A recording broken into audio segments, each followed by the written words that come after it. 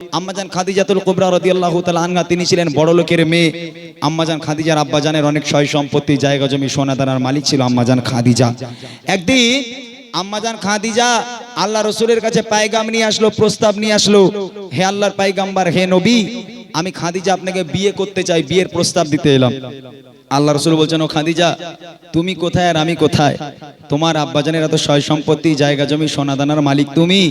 আর আমি মোহাম্মদ, আমার তো খাওয়া হয় না, তুমি কেন আমাকে বিয়ে করবে খাদিজা? আম্মাজান খাদিজা বলেছিল, হে আল্লাহর পায়গাম্বার, রতনকে রতনই চেনে, আমি জানি আপনি কেমন মানুষ। আমি খাদিজা কথা দিলাম, আপনি যদি আমাকে বিয়ে করেন কোনোদিন আপনাকে কষ্ট দেব না। আপনি দিনের দাওয়াত দিতে যাবেন, আমি খাদিজা আপনার ভাত রান্না করে খাওয়াবো। আপনি দিনের দাওয়াত দিতে যাবেন, আমি খাদিজা আপনার জামা কাপড় পরিষ্কার করে দেবো। হে আল্লাহর পায়গাম্বার, আমাকে নিরাশ করবেন না, আমাকে বিয়ে করেন। আল্লাহ রসুল আম্মাজান খাদিজাকে বিয়ে করলো। বিয়ের পর সাংসারিক জীবন কেমন ছিল এবং তাদের কাছ থেকে কি শিক্ষা আমাদেরকে নিতে হবে, কেমন ভাবে স্বামী স্ত্রীর হক আদায় করতে হয়, কবি ছন্দের মাধ্যমে লিখছে, মনোযোগ দিয়ে শুনবেন। কেমন ভালোবাসে নবী আম্মা খাদিজা, কেমন ভালোবাসে আম্মা খাদিজা, যে ভালোবাসায় খুশি হতেন আল্লাহ দয়াময়, যে ভালোবাসায় খুশি হতেন আল্লাহ দয়াময়। কেমন ভালোবাসে নবী আম্মা খাদিজা, কেমন ভালোবাসে নবী আম্মা খাদিজা, যে ভালোবাসায় খুশি হতেন আল্লাহ দয়াময়, যে ভালোবাসায় খুশি হতেন আল্লাহ দয়াময়। ধনী ঘরের মেয়ে হয়ে আম্মা খাদিজা নবীর কাছে এসে বলে করব ছেলিকা। ধনী ঘরের মেয়ে হয়ে আম্মা খাদিজা নবীর কাছে এসে বলে করব ছেলিকা।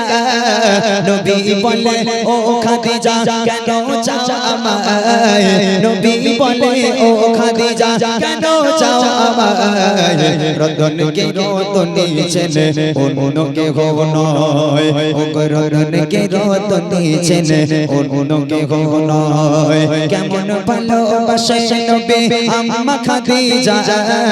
কেমন ভালোবাসে নবী আম্মা খাদিজা, যে ভালোবাসায় খুশি হতেন আল্লাহ দয়াময়, যে ভালোবাসায় খুশি হতেন আল্লাহ দয়াময়। দিনের দাওয়াত দিতে গেলেন নবী, রাত 12টা, কোনদিন রাত 1টা, কোনদিন রাত 2টো। আল্লাহ রসুল রাত বেরাত বাড়িতে আসতো। ভালো করে শুনবেন, আল্লাহ রসুল দিনের দাওয়াত দিতে গেল, গ্রামে গ্রামে দিনের দাওয়াত দিতে গেল। কোনদিন বাড়ি আসছে রাত 1টায়, কোনদিন 2টোয়, কোনদিন 3টে। আল্লাহ রসুল বাড়িতে আসছে, বাড়িতে এসে দরওয়াজার সামনে দাঁড়িয়ে শুধু একবার দরওয়াজায় টোকা মারলো। একবার টোকা মারার সাথে সাথে দরজা খুলে যেত। রাত 12টায় আসুক, 3টায় আসুক আর 2টোয় আসুক, দরওয়াজার সামনে দাঁড়িয়ে একবার শুধু টোকা মারবে, দরজা খুলে যাবে। আম্মাজান খাদিজার সামনে দাঁড়িয়ে আছে। আল্লাহ রসুল জিজ্ঞেস করছে, ও খাদিজা, তুমি কি সারা রাত ঘুমাও না? বলছে, কেন? বলে, একবার টোকা মারিয়া তুমি দরজা খোলো, কেমন করে পারো? তুমি কি ঘুমাও না?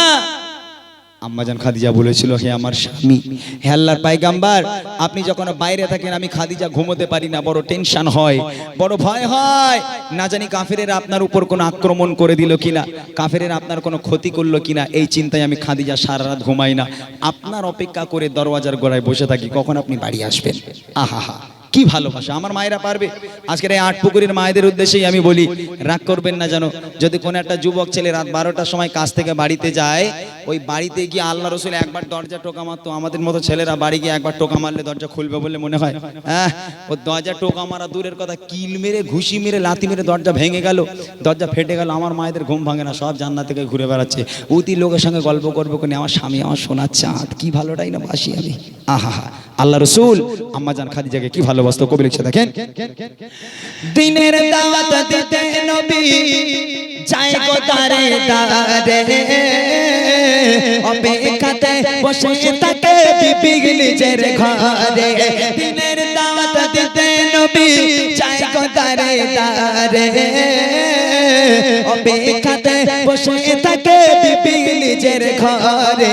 দরজা টোকা দেবার সাথে দরজা খুলে যায় দরজা টোকা দেবার সাথে দরজা খুলে যায় বিবি বলে আপনি ছাড়া ঘুম নাহি হয় ও গো বিবি বলে আপনি ছাড়া ঘুম নাহি হয় কেমন ভালোবাসে নবী আম্মা খাদিজা কেমন ভালোবাসে নবী আম্মা খাদিজা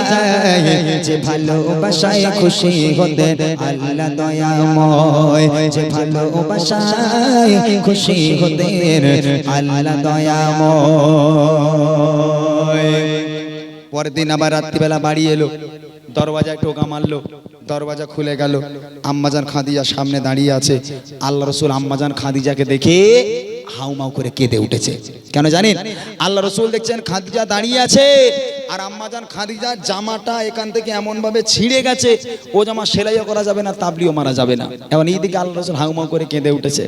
আম্মাজান খাদিজা বলছে হে আমার স্বামী আমাদের আগে কোনো বেয়াদবি হলো কষ্ট পেলে কাঁদছেন কেন আল্লাহ রাসূল বলছেন ও খাদিজা তুমি কোন ঘরের মেয়ে খাদিজা তোমার আব্বাজানের এত সয় সম্পত্তি জায়গা জমি সোনা দানার মালিক তুমি সব সোনা দানা গুলো এনে আমি নবী আমার রাস্তায় কুরবানি করে দিলে খাদিজা আজকে তোমার অবস্থা দেখো তোমার জামাটা এমন ভাবে ছিঁড়ে গেছে আমি তোমার স্বামী হয়ে সেলাই করে দিতে পারবো না আমি তোমাকে ভালো রাখতে পারলাম না আম্মাজান খাদিজা বলছি আমি আপনার কাছে কোনোদিন কষ্ট পাইনি আলহামদুলিল্লাহ ভালো আছি তবে জীবনে কিছু চাইনি তিনটে জিনিস চাইবো দেবেন বলে কি চাই তোমার বলো খাদিজা আম্মাজান খাদিজা বলছে আমার প্রথম নম্বর আবদার আমি খাদিজা যেদিন ইন্তেকাল হয়ে যাব ওই দোকান থেকে কাফন কিনে পরালে হবে না তাহলে আপনার এই জুব্বা আপনার এই পিরান আমাকে কাফন করে দিতে হবে দ্বিতীয় নম্বর আবদার যখন আমাকে কবরে শোয়ানো হবে আপনি কবরে নামবেন কবরের চারপাশটা হাঁটবেন কেননা আমি খাদিজা কবরের আযাবের ভয় পাই কবর যদি আমাকে আযাব দেয় আপনার পায়ে ছাপ থাকলে কবর আমাকে আর আযাব দেবে না আর তিন নম্বর আবদার মুনকার নেকির ফারিস্তারা যতক্ষণ আমার সওয়ালের জবাব না করবে কবরের ধারে বসে থাকতে হবে বাড়ি যেতে পারবেন না তিনটা আবদার রাখবেন আল্লাহ রাসূল বলেন খাদিজা তোমার তিনটা আবদার আমি মেনে নিলাম চলো তোমার তিনটা আবদার আমি পূরণ করব আমার মায়ের এরকম আবদার করে আমি মরে গেলে একটু জিয়ারত করো একটু ফকির খাইও একটু বাচ্চা কাচ্চা দাওয়াত করে খাইও ওই সব না বলে এই দেখো কালী পুজো হয়ে গেল তো একটু দীঘায় যাবে না একটু বকখালি যাবে না আমার মায়েদের আবদার এরকম তাই না কিন্তু আল্লাহ রাসূলের কাছে আম্মাজান কি আবদার করেছিল কবি লিখছে দেখেন বিবি বলে ও গো স্বামী মরণের পরে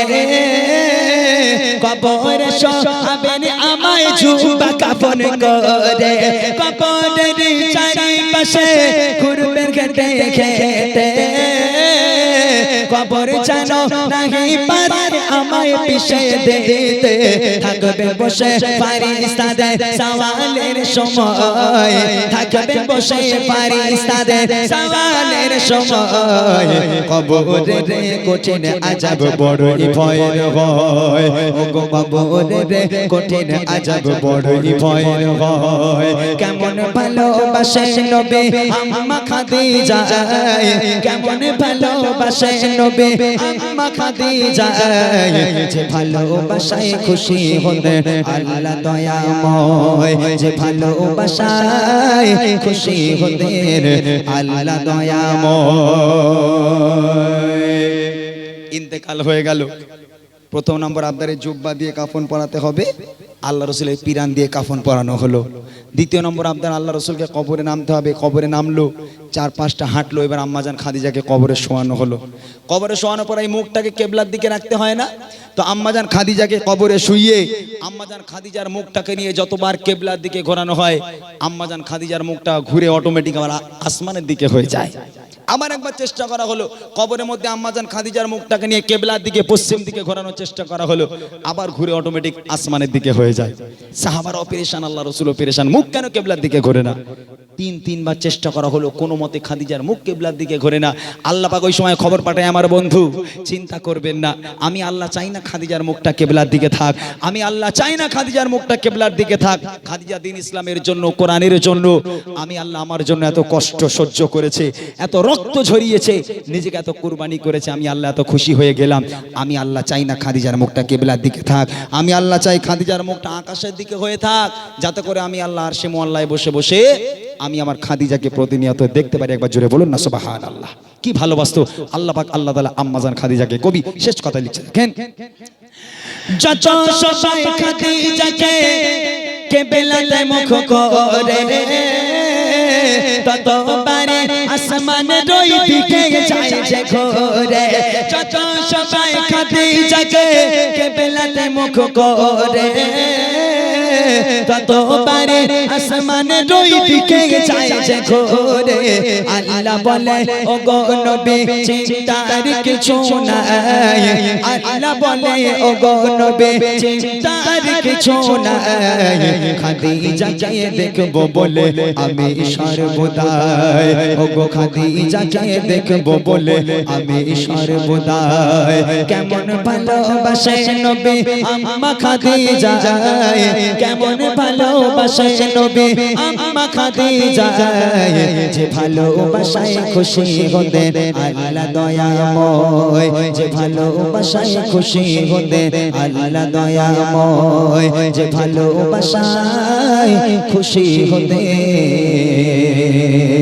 আল্লাহ দয়াময়। চলেন এবার আমরা মতিউর ভাইয়ের কণ্ঠে নাচ শুনি ইনশাআল্লাহ। যদি সুযোগ পাই আবার এসে দু একটা কালাম